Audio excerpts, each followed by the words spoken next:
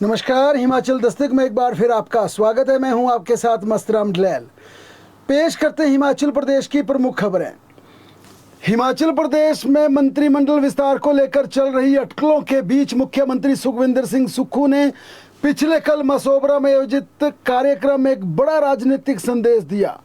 कार्यक्रम के दौरान मुख्यमंत्री ने मंच से कुल्लू के विधायक सुंदर सिंह ठाकुर को मंत्री बनाने की बात कह डाली। मुख्यमंत्री ने जनता को संबोधित करते हुए मंच पर बैठे मंत्री अनिरुद्ध सिंह का जिक्र करते हुए कहा और उसके बाद उन्होंने उनके साथ बैठे विधायक सुंदर सिंह ठाकुर की ओर इशारा करते हुए कहा कि ये जो हमारे साथ यहाँ पर बैठे हैं जल्द ही मंत्री बनने वाले हैं। माना जा रहा है कि विधानसभा सत्र से पहले हिमाचल प्रदेश मंत्रिमंडल का विस्तार और फेरबदल हो सकता है। जाहिर तौर पर पिछले कल दरअसल हुआ यूं, वहाँ मसोबरा में कार्यक्रम था और वहाँ पर अनिरुद्ध सिंह बैठे थे, उनके बगल में सुंदर सिंह ठाकुर बैठे थे। मुख्यमंत्री ने पहले अनिरुद्ध सिंह को संबोधित किया, फिर उन्होंने कहा कि अनिरुद्ध सिंह के साथ बैठे सुंदर सिंह ठाकुर जो कि जल्द ही हमारे साथ मंत्री बनने वाले हैं। अब मुख्यमंत्री के इस ऐलान के बाद ये चर्चा शुरू हो गई कि अब सुंदर सिंह ठाकुर का मंत्री बनना लगभग तय। हालांकि ये पहला मौका नहीं है, इससे पहले भी मुख्यमंत्री कई बार सार्वजनिक मंचों के माध्यम से ये ऐलान कर चुके कि सुंदर सिंह ठाकुर को मंत्री बनाया जाएगा। लेकिन अब दिल्ली से मिली हरी झंडी और तमाम प्रक्रियाओं के पूरा होने के बाद ये कहा जा रहा है कि सीएम अब एक बार फिर दिल्ली जाएंगे और विधानसभा सत्र शुरू होने से पहले दिल्ली जाएंगे और इसी सत्र से पहले हिमाचल प्रदेश में मंत्रिमंडल का विस्तार और मंत्रियों के पोर्टफोलियो में बदलाव होगा। और सूचना यहाँ तक है कि यादविंद्र गोमा और राजेश धर्मानी इन दोनों मंत्रियों का दायरा बढ़ सकता है, इन्हें कद बढ़ाया जा सकता है। इसके अलावा मुख्यमंत्री अपने महकमों का जिम्मा दूसरे मंत्रियों को दे सकते हैं। मुख्यमंत्री के पास काफ़ी पोर्टफोलियो है और अब मुख्यमंत्री ने खुद ये हाईकमान को कहा है कि मैं अपने विभाग दूसरे मंत्रियों को देना चाहता हूँ। इस कड़ी में कहा जा रहा है कि मुख्यमंत्री टूरिज्म, फॉरेस्ट्री या फिर एक्साइज, टैक्सेशन जैसे बड़े दायरे वाले विभागों को दूसरे मंत्रियों को दे सकते हैं। इसके अलावा इस सत्र में हिमाचल प्रदेश को नया चीफ व्हिप और विधानसभा का डिप्टी स्पीकर भी मिल सकता है।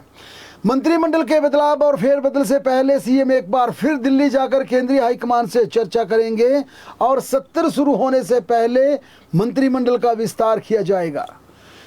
15 अगस्त का बड़ा आयोजन नजदीक आते हिमाचल प्रदेश के कर्मचारी संगठन एक बार फिर डीए और एरियर की मांग को लेकर एक्टिव मोड पर आ गए हैं। कर्मचारियों को आस है कि 15 अगस्त के दिन मुख्यमंत्री कर्मचारियों के लिए लंबित एरियर और डीए की किस्त देने का ऐलान कर सकते हैं। जाहिर तौर पर केंद्रीय कर्मचारियों के मुकाबले हिमाचल प्रदेश के कर्मचारी काफ़ी पिछड़ते जा रहे हैं। ना तो उन्हें पिछला एरियर दिया जा रहा है, चाहे वो डीए का एरियर हो या फिर संशोधित वेतनमान का हो, और ना ही उन्हें महंगाई भत्ते की सौगातें दी जा रही है, जबकि केंद्रीय कर्मचारियों को लगातार वहाँ पर डीए दिया जा रहा है। यही वजह कि अब हिमाचल प्रदेश की ब्यूरोक्रेसी, जो हिमाचल प्रदेश के कई अधिकारी हैं, अपनी पेंशन भी अब केंद्र सरकार से लेना चाह रहे हैं ताकि कम से कम उनकी पेंशन में डीए ऐड हो जाए और उन्हें पेंशन का एक बड़ा शेयर मिले। भाजपा के वरिष्ठ प्रवक्ता राजिंदर राणा के खिलाफ कांग्रेस के नेताओं ने पूरी तरह से मोर्चा खोल दिया है। मुख्यमंत्री के खिलाफ की गई तथाकथित टिप्पणियों और लगाए गए आरोपों को लेकर कांग्रेस नेताओं ने भोरंज, बड़सर और सुजानपुर पुलिस थाने में राजिंदर राणा के खिलाफ शिकायतें दर्ज कर कहा कि उनके खिलाफ एफआईआर दर्ज की जाए। वहीं चंबा चप्पल का विवाद लगातार तूल पकड़ता जा रहा है। भाजपा विधायक सुधीर शर्मा के खिलाफ एक के बाद एक कई कांग्रेस नेता प्रेस कॉन्फ्रेंसेस के माध्यम से अपना गुबार निकाल रहे हैं। आज कांग्रेस के वरिष्ठ नेता मनोज गद्दी ने सुधीर शर्मा के खिलाफ प्रेस वार्ता में कई गंभीर आरोप जड़े। जाहिर है कि टूटती मर्यादाओं और संस्कारों के पतन के बीच अब घोड़े, खच्चर और चंबा चप्पल के शब्दवान आम जन को मूर्छित कर रहे हैं। सच ये है कि प्रदेश की सियासत अब जनहित के मुद्दों से हटकर व्यक्तिगत खुन्नस, द्वेष और घृणा और सेल्फ एजेंडे तक सिमटने लगी है। यही वजह कि जनता इन तमाम शब्दवानों को पसंद नहीं कर रही है। जनता का सीधा कहना है कि आप प्रदेश हित के मुद्दों पर सरकार को घेरिए और सरकार को सीधी नसीहत दी जा रही है कि आपको जिस उद्देश्य के लिए जनता ने चुना है, आप उस उद्देश्य के तहत जनहित की योजनाओं को लागू करें और प्रदेश का भला करें। बहरहाल पूर्व पूर्व सीपीएस को सरकारी बंगले देने पर हिमाचल प्रदेश हाई कोर्ट ने सख्ती दिखाते हुए मुख्य सचिव से जवाब तलब किया है। मुख्य न्यायाधीश गुरमीत सिंह संधवाली और न्यायाधीश विपिन चंद्र नेगी की खंडपीठ ने 4 मई 2026 के उस सरकारी आदेश पर नाराजगी जताई है जिसके तहत बिना किसी आवेदन के ही पूर्व सीपीएस के इन बंगलों या आवासों में अवैध प्रवास को रेगुलराइज कर दिया गया था, इन्हें नियमित कर दिया था। अदालत ने सुनवाई के दौरान तल्ख टिप्पणी करते हुए कहा कि ऐसा प्रतीत होता है मानो मुझे चेहरा दिखाओ मैं तुम्हें नियम दिखा दूंगा कि नीति पर यहां पर काम हो रहा है। पूर्व सीपीएस की नियुक्तियां रद्द की जा चुकी हैं। हिमाचल प्रदेश हाई कोर्ट ने नोट किया है यदि इस संबंध में नोटिस जारी ना किया होता तो सरकार इस पूरे मुद्दे को कालीन के नीचे दबा कर रखती।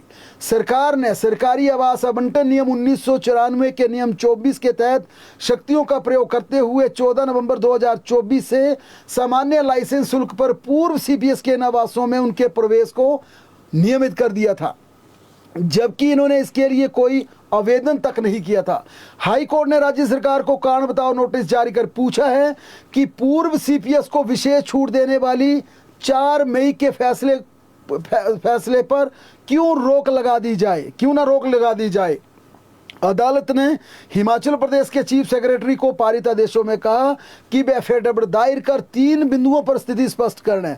पहला, क्या इससे पहले किसी अन्य सामान्य कर्मचारी को इस तरह की विशेष अनुमति या छूट हिमाचल प्रदेश में दी गई है या सिर्फ सरकार की मेहरबानी इन पूर्व सीपीएस पर ही हुई है। दूसरा, बिना आवेदन किए इन 6 पूर्व सीपीएस को किस आधार पर विशेष अधिकार दिया जा रहा है। तीसरा, इन पर कितना दंडात्मक किराया बनता है उसकी सटीक राशि दर्शाई जाए। कोर्ट ने 4 मई 2026 के विवादित आदेश को रिकॉर्ड पर लेते हुए मूल फाइल सरकार को लौटा दी है। अगली सुनवाई 19 अगस्त को निर्धारित की गई है। हाई कोर्ट में इसमें साफ शब्दों में यह पूछा कि जो सरकार की मेहरबानी इन पूर्व 6 सीपीएस के लिए हुई है, क्या इस तरह की मेहरबानी क्या हिमाचल प्रदेश के साधारण आम कर्मचारियों के लिए भी कभी हुई है? अगर हाँ तो बताया जाए। उधर लोक निर्माण मंत्री विक्रमादित्य सिंह ने आज कांग्रेस के राष्ट्रीय महासचिव केसी वेणुगोपाल से शिष्टाचार भेंट वार्ता की। पिछले कल उन्होंने प्रियंका गांधी से मुलाकात की थी। इसके अलावा नितिन गडकरी से मिले थे। आज वे केंद्रीय ऊर्जा मंत्री मनोहर लाल खट्टर से मिले। यानी पूरी तरह से एक्टिव मोड में आए विक्रमादित्य सिंह केंद्रीय मंत्रियों से भी मिल रहे हैं, हिमाचल प्रदेश के विकास पर भी चर्चा कर रहे हैं और साथ में केंद्रीय नेतृत्व से भी मुलाकात कर हिमाचल प्रदेश की वास्तुस्थिति को उनके समक्ष रख रहे हैं। हिमाचल प्रदेश में निजी कॉलेजों और विश्वविद्यालयों में बिना नियामक आयोग की मंजूरी के कोई भी नया कोर्स शुरू नहीं किया जाएगा। उच्च शिक्षा निदेशालय ने स्पष्ट किया है कि नए पाठ्यक्रमों को लेकर सीधे शिक्षा विभाग से अनुमति देने का कोई प्रावधान नहीं है। पहले संबंधित रेगुलेटरी कमीशन से स्वीकृति प्राप्त करना अनिवार्य होगा। उसके बाद ही शिक्षा विभाग द्वारा आवश्यक मान्यता संबंधी प्रक्रिया पूरी की जाएगी।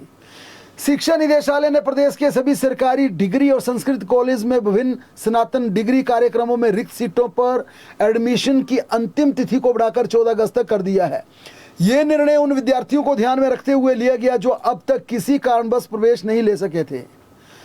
शिक्षा निदेशालय ने प्रदेश के सभी उप शिक्षा निदेशकों को निर्देश जारी करते हुए कहा कि 30 सितंबर तक अनुबंध पर 2 वर्ष की निरंतर सेवा पूरी करने वाले क्लर्क और जीओआईटी कर्मचारियों का रिकॉर्ड भेजा जाए। ऐसे कर्मचारी सरकार के नियमितीकरण नीति के तहत नियमित होने के ही पात्र होंगे। मुख्यमंत्री सुखविंदर सिंह सुक्खू ने आज स्वास्थ्य विभाग की बैठक की अध्यक्षता की। इस दौरान मुख्यमंत्री ने प्रदेश के चिकित्सा महाविद्यालयों में शोध को बढ़ावा देने के निर्देश दिए ताकि मरीजों को और बेहतर स्वास्थ्य सुविधाएं उपलब्ध करवाई जा सके। उन्होंने कहा, प्रथम चरण में इंदिरा गांधी मेडिकल कॉलेज शिमला में एक समर्पित शोध विभाग स्थापित किया जाएगा, जिसे बाद में राज्य के अन्य चिकित्सा महाविद्यालयों में भी लागू किया जाएगा। विधानसभा अध्यक्ष कुलदीप सिंह पठानिया ने आज मानसून सेशन के पहले लॉ एंड ऑर्डर बनाए रखने को लेकर पुलिस और प्रशासनिक अधिकारियों के साथ महत्वपूर्ण बैठक की। इस दौरान उन्होंने मीडिया से बातचीत में कहा कि विधानसभा का मानसून सेशन 21 अगस्त को शुरू होकर 3 सितंबर तक चलेगा और इस सत्र में कुल 10 बैठकें प्रस्तावित हैं।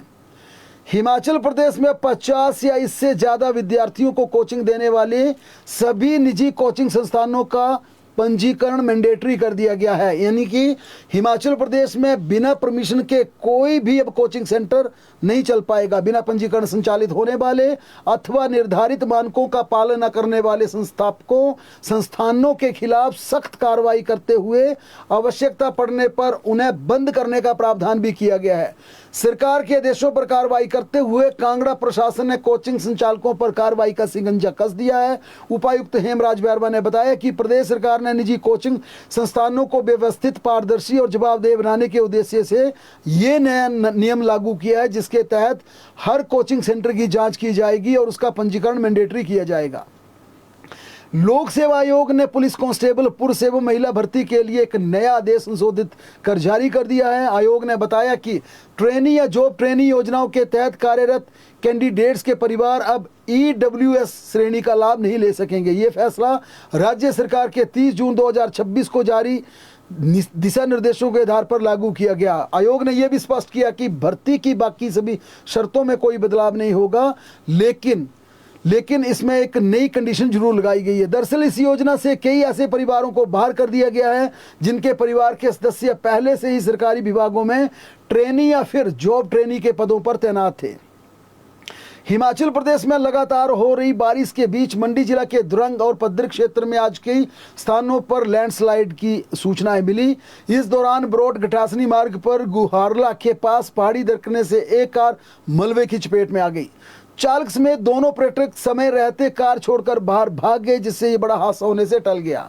वहीं मंडी पठानकोट राष्ट्रीय राजमार्ग पर तालगार और कुन्नू पुल के पास भी लैंडस्लाइड से यातायात प्रभावित हुआ। कुन्नू पुल के पास पहाड़ी से मलबा गिरने से एक निजी बस बाल बाल बच गई। बस के गुजरते ही सड़क पर भारी मलबा आकर गिरा।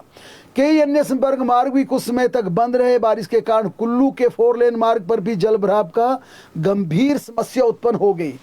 वहीं खराब मौसम के चलते किन्नर कैलाश यात्रा को भी रोक दिया गया है।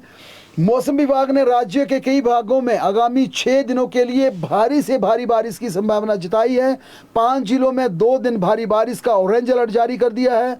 मौसम विभाग के अनुसार 10 और 11 अगस्त को मध्य क्षेत्रों और उससे सटे निचले पहाड़ी इलाकों में, मैदानी इलाकों में कहीं कहीं भारी से बहुत भारी बारिश होने की संभावना है। 8 अगस्त को कांगड़ा, सिरमौर, मंडी जिले के कुछ इलाकों में भारी बारिश का येलो अलर्ट जारी किया गया है। वहीं 9 अगस्त को ऊना, कांगड़ा, सिरमौर व मंडी जिले में कुछ जगहों पर भारी बारिश के चलते येलो अलर्ट रहेगा। इसी तरह 10 अगस्त के लिए कांगड़ा, सिरमौर, कुल्लू और मंडी जिले में कुछ जगह भारी बारिश होने के चलते ऑरेंज अलर्ट जारी किया है। जबकि ऊना, बिलासपुर, हमीरपुर, चंबा, शिमला, सोलन व किन्नौर जिले के लिए येलो अलर्ट रहेगा। 11 अगस्त को चंबा, मंडी, सिरमौर व कुल्लू जिले के लिए ऑरेंज अलर्ट है। वहीं ऊना, बिलासपुर, हमीरपुर, कांगड़ा, शिमला, सोलन व किन्नौर के लिए येलो अलर्ट जारी किया गया है। मौसम विज्ञान केंद्र ने बाकायदा एडवाइजरी जारी करते हुए एडमिनिस्ट्रेशन को यह स्पष्ट कर दिया है कि 15 अगस्त से पहले आमतौर पर यह देखा जाता है जिस प्रकार से भारी बारिश के चलते भूस्खलन, बाढ़ आना, फ्लैश फ्लड की घटनाएं होती हैं, इसके चलते ऑरेंज और येलो अलर्ट जिन जिन जिलों में जारी किया है उसे लेकर सचेत कर दिया गया है। एडवाइजरी जारी कर दी है कि लोग अनावश्यक यात्रा ना करें, बिना वजह घर से बाहर ना जाएं और खासकर सड़क मार्गों में जो लैंडस्लाइडिंग जहां पर संभावनाएं बनी रहती है भूस्खलन की, वहां पर यातायात को सावधानी से चलाएं। मौसम विज्ञान केंद्र की चेतावनी के बाद अब डिस्ट्रिक्ट एडमिनिस्ट्रेशन ने भी आगे एडवाइजरी जारी करते हुए कह दिया है कि इस मानसूनी मौसम में लोग पूरी तरह से सतर्क रहें और खासकर नदी नालों के किनारे जाने से पूरी तरह से परहेज करें। बहरहाल हिमाचल प्रदेश की तमाम बड़ी खबरों के लिए लगातार जुड़े रहें हमारे साथ, देखते और पढ़ते रहें हिमाचल दस्तक।